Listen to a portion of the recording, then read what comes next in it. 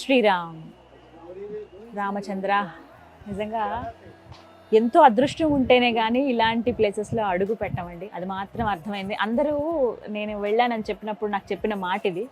ఎందుకు ఈ మాట అన్నారా అని నేను ఇక్కడికి వచ్చి స్వామివారిని దర్శించుకున్న తర్వాత నాకు అర్థమైంది.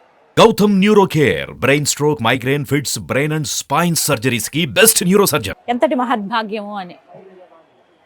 500 సంవత్సరాల నిరీక్షణ ఇది, వేల మంది త్యాగం, అలాగే కోట్లాది మంది భారతీయుల చిరకాల స్వప్నం అయోధ్యలో రామ మందిర నిర్మాణం. టెంట్ కింద ఉండేవారు రామయ్య. అలాంటి రామయ్యకి ఒక మందిరం కావాలి, ఒక మందిరం నిర్మితం అవ్వాలి. ఇదందరం మనం గర్వంగా చెప్పుకోవాలి. మా అయోధ్య రాముడు అంటూ మనందరం గర్వంగా మాట్లాడుకోవాలని చెప్పి ఎన్నాళ్ళ నుంచో మనం కలగన్నాం. కానీ ఆ తరుణం కళ్ళ ముందు కనపడుతూ ఉంటే చాలా సంతోషం అనిపించింది. ఇక విగ్రహ ప్రతిష్టాపన ఎంత ఘనంగా జరిగిందో మన అందరికీ తెలిసిందే. ఇందులో భాగంగా మొదటి రోజు కేవలం వివిఐపీలు వీళ్ళు మాత్రమే దర్శనం చేసుకున్నారు. మోదీ గారి చేతుల మీదుగా విగ్రహ ప్రతిష్టాపన కార్యక్రమం జరిగింది. మనందరం లైవ్లో వీక్షించాం. ఇక్కడున్న మేము కూడా అదే పరిస్థితి. అయితే చాలామంది భక్తులు నిన్ననే వచ్చి ఉన్నారండి. ఇక్కడ దగ్గర ఒక 3-4 రోజుల నుంచి ఉన్నారు. ఎప్పుడైతే ప్రతిష్టాపన ఉంటుందని చెప్పారో అప్పుడే ముందుగానే రెడీగా ఉన్నారు, ఎప్పుడెప్పుడు చూద్దామని చెప్పి. మొదటి రోజు అవకాశం లేదు, కానీ రెండవ రోజు అంటే 23వ తారీఖున ఉదయం 6 గంటల నుంచి ప్రారంభించారండి తొలి దర్శనం. ఆ బంగారు తలుపులు తీసి ఆ విజువల్స్ కూడా ఇప్పటికే వైరల్ అయిపోయాయి చాలా. నేను అవి చూసినప్పుడే అనుకున్నా స్వామిని చూడబోతున్నానని. వాస్తవానికి చెప్పాలంటే ముందు రోజే చాలామంది, ఇంకొంతమంది మీడియా వాళ్ళకి కావచ్చు, వీళ్ళందరికీ కూడా దర్శన భాగ్యం కలిగింది, చేసుకున్నారు.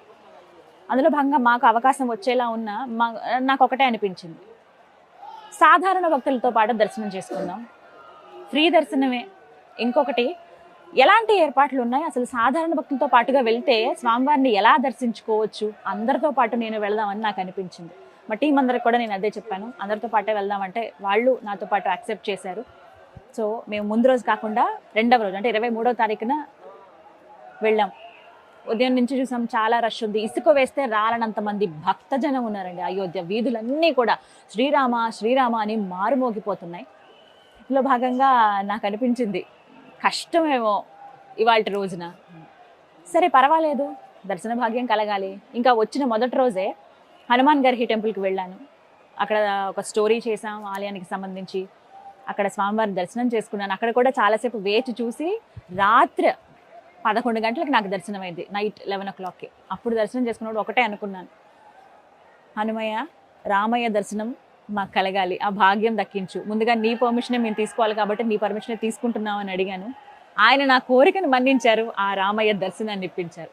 అలా ముందు రోజు నేను ఆల్రెడీ దర్శనం చేసుకున్నాను కాబట్టి డైరెక్ట్గా ఇంకా వచ్చేసాము. ఇక్కడ ఆలయ ప్రాంగణం దగ్గరికి వచ్చాము. రామ్ పథ్ అలాగే జన్మభూమి పథ్ అని 2 మార్గాలు ఉన్నాయి. సో అందులో భాగంగానే వచ్చాను. ఎంత ఘోరమైన జనం ఉన్నారంటే, అసలు అంటే వీళ్ళు ఎన్నాళ్ళ నుంచి వెయిట్ చేస్తున్నారో, వాళ్ళ తపన వాళ్ళ తాపత్రయం రాముడిని చూద్దామన్న వాళ్ళ కోరిక కనిపించింది వాళ్ళ కళ్ళల్లో. కానీ స్టార్టింగే కాస్త భయాందోళన కూడా కలిగింది. ఎందుకు అనంటే ఎంత తోసుకుంటున్నారంటే, అసలు ఇంకా ఆలయం మూసేస్తారేమో నెక్స్ట్ అన్నట్టుగా, క్లోజింగ్ టైం ఏమో, మనం ఎంత రష్ అయ్యి వెళ్తాము అలా వెళ్ళారు. అది కాస్త భయం వేసిందని చెప్పుకోవాలి. ఎందుకు ఇంత హడావిడి పడుతున్నారని చెప్పి. ఇంకో పక్క కంట్రోలింగ్ కూడా చూస్తున్నాం కదా. అంటే రాష్ట్ర ప్రభుత్వం నుంచి, యూపీ నుంచి ఇంకా కాస్త కట్టుదిట్టంగా చేసుంటే, ఒకటే ఒక మార్గం, క్యూ లైన్లు అనేవి ఒక్క మనిషి పట్టినంతగా క్యూ లైన్లు అనేవి ఏర్పాటు చేసుంటే మేబీ ఏమైనా కాస్తలో కాస్త కంట్రోల్ అయ్యేదేమో అని అనిపించింది. కానీ భక్త సముద్రం అంటారు కదా, అలా పోటెత్తారండి అయోధ్యకి మొత్తం రామయ్యను చూడడానికి. ఒకసారి స్టార్టింగ్ దగ్గర నుంచి మీకు విజువల్స్లో కూడా నేను చూపిస్తాను చూడండి. రాంపద్ ఏరియా, అక్కడ స్టార్టింగ్ వీళ్ళకి ఎంట్రన్స్ అనమాట. హనుమాన్ గర్హి నుంచి స్వామివారిని, ఆంజనేయ స్వామిని దర్శనం చేసుకుని అలా ముందుకు వస్తే రాంపద్ నుంచి లోపలికి ఎలవ్ చేస్తారు. రోడ్ నెంబర్ 1 లాగా, అది టోకెన్ 1 అనమాట. అక్కడ సెక్యూరిటీ చెకింగ్, బ్యాగేజ్లు అక్కడ ఉంచేయచ్చు. లాకర్లో ఫ్రీ సర్వీస్ అయినప్పటికీ బ్యాగ్స్ పెట్టుకోవడానికి కూడా ప్లేస్ లేదు, ఎంత పెద్దమైనా కూడా. అలాగే అక్కడి నుంచి దాటుకుని అలా ముందుకు వచ్చిన తర్వాత జస్ట్ బ్యారికేడ్స్ ఇంకా ఏర్పాటు చేయలేదు. మొదటి రోజు కదా, ఎవరికైనా కష్టమే అవుతుంది. అంటే ముందుగా అంత ప్లానింగ్ కాకపోయినా మొదటి రోజు కాబట్టి ఇబ్బంది అయింది. బ్యారికేడ్స్ కూడా లేవు, జస్ట్ తాళ్లతోటి అదనపు బలగాలు కూడా వచ్చారు. వాళ్ళు ఇలా సెక్యూర్ చేస్తున్నారు అంతే. ఎంత నాపుతారు వాళ్ళైనా. మొత్తం ఎక్కువగా జనాలందరూ వచ్చేసి మధ్యలో చిన్నపిల్లలు, ముసలి వాళ్ళు అసలు ఎంత తాపత్రయపడ్డారు. కాళ్ళు మోకాళ్ళు కొట్టుకుపోయి కొంతమంది కళ్ళు తిరిగి పడిపోయి కొంతమంది తప్పిపోయి పిల్లల కింద పడిపోయి వాళ్ళ చేతులు కాళ్ళు ఇట్లా విరిగిపోయి పాపం నిజంగా బాధ అనిపించింది. రామయ్య ఎందుకయ్యే ఇంత కష్టం నిన్ను చూడడానికి వచ్చినప్పుడు అని వాళ్ళు అలా ఏడుస్తుంటే కళ్ళమ్మటి నీళ్లు పెట్టుకున్నారు చాలా మంది కూడా. వాళ్ళతో మాట్లాడి కొంతసేపు అక్కడ వీడియో చేసి ఇది నాకు అనిపించింది, లేదు వెళ్దాం దర్శనానికి అనుకున్నాము, దర్శనానికి ఎలా అయినా వెళ్దాం అనుకున్నాను. ఇంకా స్టార్ట్ అయ్యాను. ఇంతలోపు వేరే వాళ్ళు ఫోన్ చేసి ఇట్లా వేరే వాళ్ళని అడిగితే మిమ్మల్ని పంపిస్తారు వెళ్ళండి అన్నారు. ఇలాగే వెళ్దామని నేను నిర్ణయించుకున్నాను. రామయ్య ఇలాగే పిలిచారు, అందరితో పాటు నేను అనుకుని స్టార్ట్ అయ్యాం. నేను నా టీం మెంబర్లో ఒక్క పర్సన్ ఇద్దరం మాత్రమే వెళ్ళాము. అందరం ఒకసారి వెళ్తే మళ్ళీ ఇబ్బంది అవుతుందని చెప్పి అలా వెళ్తూ ఉన్న క్రమంలో ఇక లోపలికి వెళ్తున్నాం అనగా అక్కడ మళ్ళీ సెక్యూరిటీ చెకింగ్ అని చెప్పి మహిళలకు ఒక పక్క అని చెప్పి పురుషులకు ఒక పక్క అని చెప్పిన ఇంతమంది ఎక్కువ తోసుకోవడం ఒక దగ్గరికి వచ్చేసారు. సరే అక్కడ కొంత ఆగాం. అక్కడ దగ్గర ఒక పావు గంట ఆపారు. మళ్ళీ ఆ తర్వాత ఇంకా ఆలయ ప్రాంగణంలోకి ఒక 10 అడుగుల దూరంలో ఉన్నాము అనగా అక్కడ అందరినీ ఆపుతున్నారు. పోలీసులు కూడా వాళ్ళకైనా విసుగొచ్చేస్తుంది కదా, అక్కడ ఆపటం కానీ లోపల ఆ తోసుకోవటం కానీ ప్రతి ఒక్కటి. ఎక్కువగా నేను గమనించింది ఏంటంటే యవ్వనస్తులు చాలా మంది ఉన్నారండి ఆ రామయ్యను చూడటానికి. మామూలుగా అంటే స్పిరిచువాలిటీ ఈ మధ్యకాలంలో యంగ్ ఏజ్లో చాలా చాలా పెరిగిపోయిందని చెప్పుకోవాలి. అందులో భాగంగా నేను గమనించింది అదే. ఎంత చక్కగా అందరూ నామాలు పెట్టుకొని శ్రీరామ శ్రీరామ అంటూ జై శ్రీరామ్ జై శ్రీరామ్ సియారాం సియారాం మనం అంటే తెలుగు వాళ్ళంగా మనందరం సీతారామ సీతారామ అని అంటూ ఉంటాం కదా, ఇక్కడేమో సియారాం సియారాం జై శ్రీరామ్ అంటూ అరుస్తున్నారు. వాళ్ళతో పాటు మేము కూడా ఆ రామయ్య కీర్తనలు పాడుకుంటూ నాకు ఒకటే ఒకటి గుర్తొస్తుంది, అంటే ఒక కనెక్షన్ రాముడు అంటే. అందుకని నాకు అక్కడ అయోధ్యలో అడుగు పెడుతున్నాం అని అనగానే చెప్పులు కూడా వేసుకోవద్దు, ఇది ఆ పుణ్యపురుషుడు నడిచిన భూమి కదా అని అనిపించింది. చెప్పులు లేకుండానే ఉందాము, అది నేను ఆయనకిచ్చే గౌరవం, నా ప్రేమ, అది స్వామి పట్ల నా మర్యాద అని చెప్పి అది ఒక నిమిషం బాధ అనిపించిన తర్వాత మళ్ళీ ఏదో రకంగా నేను అది మర్చిపోతున్నాను. అలా అంత కనెక్షన్ రాముడు అంటే. అంతెందుకు మనం నలుగురు పిల్లలు కలిసామంటే 90s కిడ్స్కి కావచ్చు వీళ్ళందరికీ బాగా తెలుస్తుంది. మనం ఆడుకునే ఆట రాముడు సీత, ఖాళీగా కూర్చున్నాం కరెంట్ పోయింది అందరం కలిసామంటే కనుక రాముడు సీత. అంటే ఏదో ఒక రూపంలో రాముడు మనకి బాగా కనెక్ట్ అయి ఉంటాడు. చిన్నప్పటి నుంచి మా అమ్మగారు రాముడికి ఎక్కువ పూజ చేయటం కావచ్చు, సినిమాలు ఏమైనా ఉన్న రాముడు ఎక్కువ చూడటం కానీ కృష్ణుడివి కానీ ఇలా కనెక్ట్ అయిపోయాం అనమాట. రాముడు అంటే మనవాడే, మన మనిషే, మన ఇంట్లో మనిషిలాగా అలాంటి భావన ఉండేది. సో అలాగా అంత కనెక్షన్ ఉండడంతో ఎక్కడో మనం ఉన్నా కూడా, ఎక్కడో అయోధ్యలో ఆయన ఉన్నా కూడా ఆయన అక్కడ ప్రతిష్ఠితం అవుతున్నాడు, రాముడు మళ్ళీ ఆయన ఇంటికి వచ్చేస్తున్నాడు అంటే చాలా సంబరం అనిపించింది. అలా అక్కడ కూర్చుని ఇవే గుర్తొచ్చాయి నాకు అన్ని కూడా, రాముడిని అలా తలుచుకుంటూ. ఇక ప్రధాన ద్వారం దగ్గర నుంచి అండి మెయిన్ డోర్ ఒక 3 అంతరాలుగా వెళ్ళొచ్చు.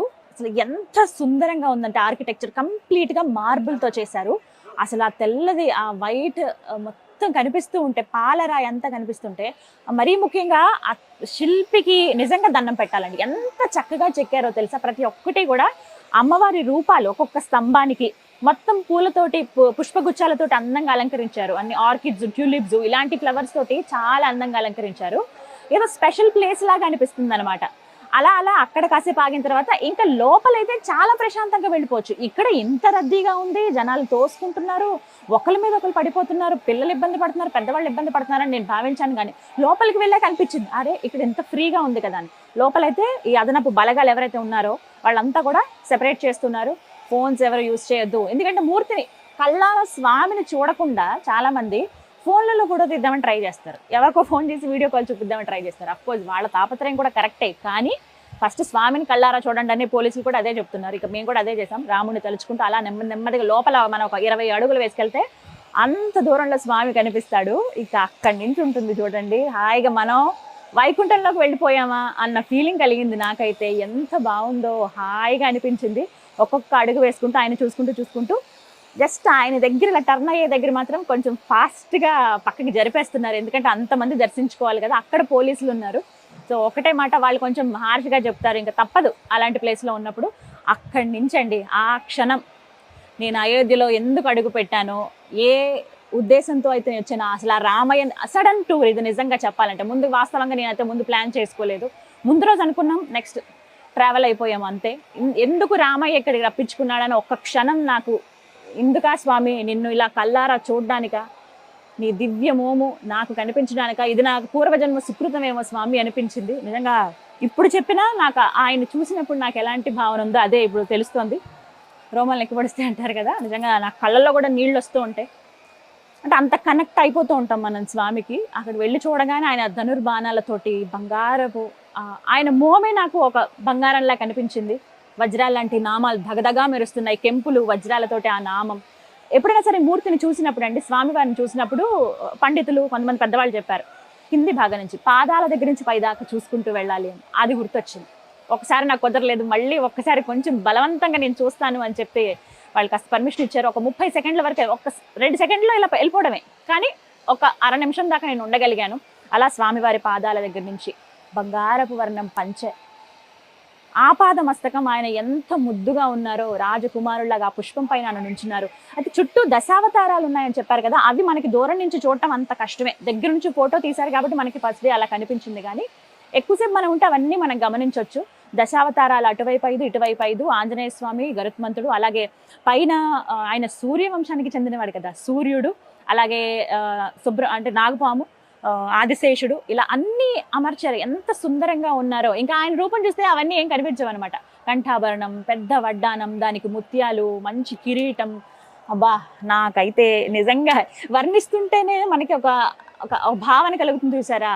అంటే ఆతృతగా చెప్తూ ఉంటాం ఇలా ఉన్నారు స్వామి అని, ఆ భావన కలుగుతుంది. నిజంగా చాలా చాలా బాగుంది. చూసిన 30 సెకండ్లు 40 సెకండ్లు చక్కగా చూశాను. చల్లగా ఇంకా ఏమీ అడగాలనిపించలే స్వామివారిని అంతసేపు చూసిన తర్వాత. అలా నెమ్మదిగా ఇంకా బయటకు వచ్చేయటమే. వస్తూ ఉన్నప్పుడు మనం ఆ టెంపుల్ అంతా కూడా చూడొచ్చు. లోపలైతే ఆర్కిటెక్చర్ నా భూతో నా భవిష్యత్ అంత అద్భుతంగా ఉందండి. అంటే మనం ఎంత ప్రెస్టీజియస్గా కట్టుకున్నాము ఈ రామాలయం, ఎంతమంది విరాళాలు ఇచ్చారు స్వామివారి ఆలయానికి, ఇన్ని కోట్లు పెట్టి కడుతున్నారని రకరకాలుగా మాట్లాడినా, ఇంతమందికి మా వంతుగా మా సహాయం, మా వంతుగా మేము రామయ్య గుడి మేము కట్టుకుంటామని ఎంతమంది విరాళాలు ఇచ్చారు. వాటన్నిటితో కట్టిన ఆలయం అది. ఇక్కడి నుంచి కనిపిస్తుంది చూడండి.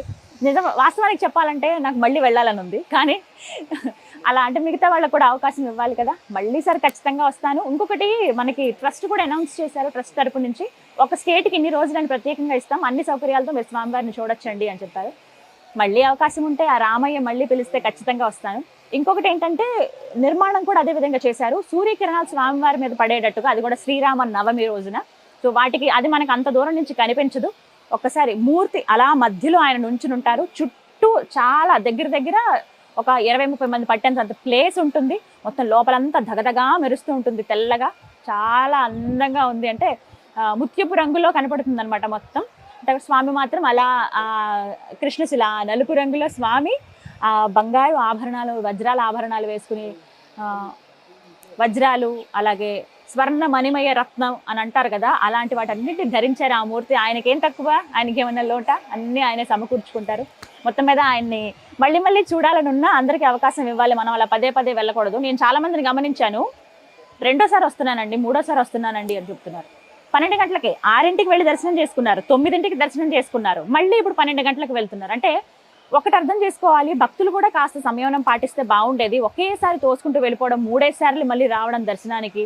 అలాగే ఇంకొకటి, రాష్ట్ర ప్రభుత్వం కూడా కొంచెం క్యూ లైన్లు అనేవి కరెక్ట్గా ఏర్పాటు చేసి ఉంటే ఎంతమంది వస్తారని ఊహించకుండా ఉండరండి. ఎందుకంటే ఇది మన ఖ్యాతి, మన భారతీయులందరూ ఎప్పటి నుంచో కోరుకున్నది కాబట్టి ఆబ్వియస్గా వస్తారు. సో అక్కడ కొద్దిగా క్యూ లైన్స్ ఒక్కటే ఏర్పాటు చేసి ఉంటే, పురుషులకని ఇటు మహిళలకని పెద్దవాళ్ళకని ఇలా కొంచెం ఏర్పాటు చేస్తుంటే బాగుండేది. అయితే అవి కూడా ఏర్పాటు అవుతాయి, ఇంకొద్ది రోజులు సమయం అయితే పడుతుంది. స్టార్టింగే కదా, అన్ని మనకు సౌకర్యాలు కావాలంటే కుదరదు. అది కూడా అనిపించింది నాకు. ప్రభుత్వం తరపు నుంచి అలాగే ట్రస్ట్ తరపు నుంచి చెప్తుంది ఒకటే, మేము నెమ్మదిగా అన్ని ఏర్పాట్లు చేస్తాం, కొంచెం భక్తులు సమయం పాటించి నెమ్మదిగా వెళ్ళండి, స్వామివారి దర్శనం జరుగుతుందని. అలాగే అయింది. లోపలికి వెళ్ళాక మాత్రం ప్రశాంతంగా దర్శనం చేసుకోండి. ఇంకొకటి, టైం దగ్గర 4 అవుతోంది, 3 దాటింది. చలి గజగజ వణుకుతున్నామండి. ఇక్కడ వాతావరణం అయితే అలా ఉందన్నమాట. ఎంత చలి అంటే 7 డిగ్రీలు ఉంది. సో ఇక్కడ నుంచి స్వామిని చూడొచ్చు. ఇదంతా టెంపులే మనకు కనిపిస్తుంది కదా. సో ఎంట్రన్స్ ఇది. ఇక్కడ కాసేపు వెయిట్ చేపిస్తున్నారు. ఆ తర్వాత లోపలికి ఏదైతే పుష్పాలతో అలంకరించారో అది మెయిన్ ఎంట్రన్స్ అనమాట టెంపుల్కి. అక్కడి నుంచి లోపలికి వెళ్ళొచ్చు. చివరిగా కనబడుతున్న గోపురం ఉంది కదా, అక్కడున్నాడు మన చిన్న రామయ్య, బాలరామయ్య. మొత్తానికి రామ్ లల్లాకి జై ఒకటే అనుకున్నాను. రామ్లల్లని ఇక్కడ పిలుస్తారు, బాలరాముడని మనం అంటాము. శ్రీరాఘవం దశరథాత్మజం అప్రమేయం, ఇది నాకు వచ్చు. నేను అదే స్మరించుకున్నాను, ఆయన అలాగే కీర్తించుకున్నాను. మళ్ళీ ఆయన దర్శన భాగ్యం కలగాలని మనసారా కోరుకున్నాను. అందరూ మంచిగా ఉండాలయ్యా, నీ ఇంటికి నువ్వు వచ్చావు, చక్కగా అందరూ వచ్చిన వాళ్ళందరూ ఇళ్ళకి కూడా అందరినీ క్షేమంగా చేర్చు అని అనుకున్నాను. ఎప్పటికీ ఆ రామయ్య కృప మనందరిపైన ఉండాలి. నేను ఏదైతే అనుకుని వచ్చానో ఆ విధంగా నా కోరిక అయితే నెరవేరింది. స్వామివారు చాలా చక్కగా నాకు దర్శనం ఇప్పించారు. ఆయన దర్శన భాగ్యం నాకు కలిగింది. అలాగే చాలామంది నా టీం కూడా చాలా కష్టపడ్డారనే చెప్పుకోవాలి. బట్ అందరం మొత్తానికి దర్శనం చేసుకోగలిగాము. ఎంతటి అదృష్టమో కదా ఆ స్వామివారిని అలా చూడటం అనేది. అలా స్వామివారిని చూసిన తర్వాత ఎగ్జిట్ కూడా చాలా చాలా స్పెషల్ రూట్ అని చెప్పుకోవాలి. అంటే కలవకుండా ఇదొక్కటైతే చాలా మంచి పని చేశారండి. ఏదైతే ఎంట్రన్స్ ఉందో అలాగే ఎగ్జిట్ కూడా ఇంకొక వైపు నుంచి పెట్టారు. కాకపోతే కొంచెం ఎక్కువ నడవాల్సి ఉంటుంది, చుట్టూ ప్రదక్షిణ చేసినట్టుగా అనిపిస్తుంది అనమాట మనకి స్వామివారి దగ్గరికి వెళ్ళినప్పుడు.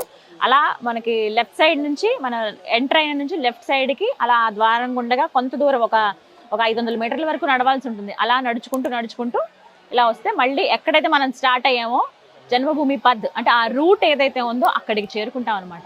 నిజంగా ఎంతటి మహద్భాగ్యం అనిపించింది. ఇప్పటికీ ఇంకా చాలా మంది ఇంకా అదే లైన్, అదే ఇసుకేస్తే రాలంటే ఎంత జనం కనబడతారో, భక్త జన సందోహం వాళ్ళు ఇప్పుడు అక్కడ కనిపిస్తూ ఉన్నారు. నిజంగా అదృష్టవంతురాలని మళ్ళీ చెప్తున్నాను ఆ మాట. అందులో రామ జన్మభూమిలో అడుగు పెట్టడం మనకి సాధారణంగా కొన్ని ఉంటాయి, స్వయంభూ అలాగే ప్రత్యేకించి ఉన్నవి శక్తిపీఠాలు, కానీ ఎక్కువ శక్తి ఉంటుంది వాటిలో. మనం అక్కడికి వెళ్తే ఆ పాజిటివ్ ఎనర్జీని ఫీల్ అవుతామంటారు కదా. నిజంగా నేను ఎన్ని దేవాలయాలు వెళ్తున్నానో అన్ని వేటికి అవి ప్రత్యేకం. అందులో భాగంగానే అయోధ్య రామయ్యని చూడడం కూడా చాలా చాలా ప్రత్యేకం. ఇంకా చాలా విశేషాలు కూడా ఉన్నాయి అయోధ్యలో. అందుకే ఇలా నేను రావడానికి నాకు ఒక అవకాశం ఇచ్చిన సుమన్ టీవీ యాజమాన్యానికి, మా సుమన్ సార్ ఎండి గారికి థ్యాంక్ యూ సో మచ్ చెప్పాలి. అలాగే నాకు జన్మనిచ్చిన తల్లిదండ్రులకి, ఇంత నేను చిన్న బాబు ఉన్నాడు తనని వదిలేసి వచ్చాను, నా భర్త కానీ అందరూ సహకరించారు నాకు ఇన్ని రోజులు. నేను తట్టుకోలేని అసలు చలి, అలాంటి చలిలో కూడా నేను ఉండగలిగానంటే అంతా ఆ రాముడి దయే, ఆ రాముడి కృప అందరిపైన ఉండాలని కోరుకుంటున్నాను. మొత్తం మీద అన్ని అరేంజ్మెంట్స్ అన్నీ కూడా బాగున్నాయి. ఇంకా కొంచెం డేస్ గడుస్తున్న కొద్దీ డెవలప్మెంట్ జరుగుతుంది. 1 yearలో పూర్తిగా మారిపోతుంది. రామరాజ్యం ఏ విధంగా ఉండేదో సస్యశ్యామలంగా అన్ని సదుపాయాలతో, అదే విధంగా ఈ రామ జన్మభూమిని కూడా మేము తయారు చేస్తామని చెప్పి యూపీ గవర్నమెంట్ చెప్పింది. ఆల్రెడీ ట్రస్ట్ ప్రధానంగా చెబుతూ ఉంది. అది జరగాలని, ఆ రామయ్య కృప అందరిపైన ఉండాలని కోరుకుందాం. సో మొత్తానికి అయ్యింది. ఇంకా కొన్ని ప్లేసెస్ చూడడానికి ఉండొచ్చు, కానీ ఇంకా కొన్ని షూట్స్ ఉన్నాయి, ఇంకా వెళ్ళిపోవాలి. మళ్ళీ దర్శన భాగ్యం కలిగితే, ఆ స్వామి అనుగ్రహిస్తే తప్పకుండా వస్తాను. జై శ్రీరామ్.